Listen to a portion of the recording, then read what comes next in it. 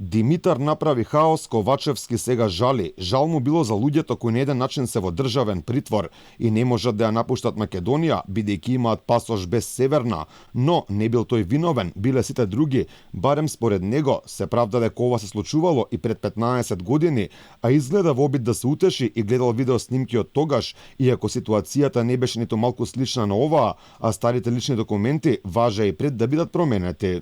Ако зборувате за 2020, 2021, 2019, тогаш треба да се види кој каква функција обавувал во државата. Оно што можам да кажам е дека прво јас изразувам жалење за она што нашите граѓани мора да го поминуваат во делот на обезбедување и на патни исправи, меѓутоа и на други документи, пред се тука мислам на личните карти, на возачките дозволи. Ова ме подсетува на 2010 година, баш ги гледав вчера снимките кои што се од тој период. Покрај за пасошите, личните карти, возачките, хаос настана и за сообраќајните дозволи, обврска која Македонија немаше со потпишаното во Преспа. Ковачевски тука најде оправдување, се морало да биде со Северна, доколку сакаме надвор од државата.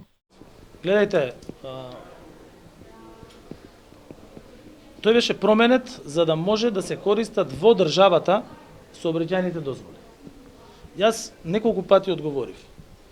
Меѓународна патна исправа не е потребна заради државата внатре или заради институциите. Меѓународна патна исправа е потребна заради одење во странство.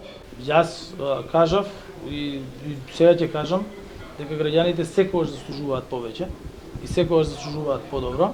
Покрај Ковачевски, одговорност кај себе не гледа ниту поранешниот министер за внатрешни работи Оливер Спасовски. Тој дури најде вина и кај опозицијата и други елементи. Го лажеле народот дека ќе го вратат името и поради тоа не ги менувале своите лични документи.